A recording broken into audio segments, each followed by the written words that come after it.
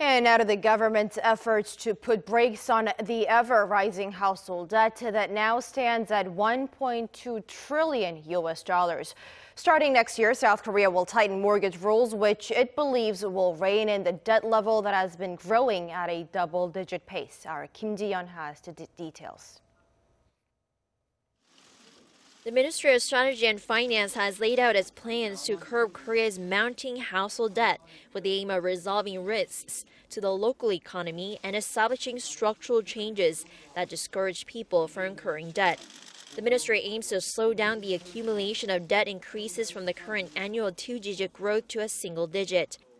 The household debt issue has long been cited as one of the biggest risks to the local economy by established foreign institutions, with the debt volume increasing at a fast pace compared to GDP, which is why we've come up with preemptive measures to quell rising debt.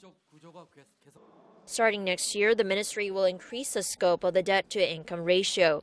They will also implement a debt service ratio, the ratio of household debt repayments to total disposable income, in order to hinder people with 2 or more mortgage loans from buying a house in areas of property speculation.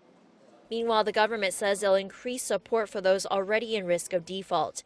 It says it'll gradually lower interest rates on private loans from the current maximum of 27.9% to 24% by February.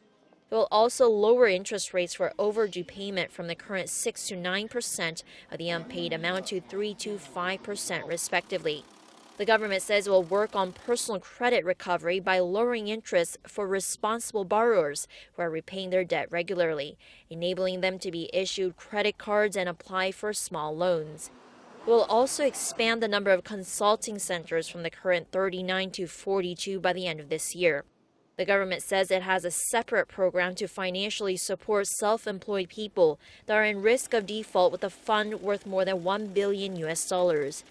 It says it'll waive repayment principal amounts for up to 3 years when borrowers have fallen into debt due to sudden unemployment or failure to run a business. Ji-yeon, Arirang News.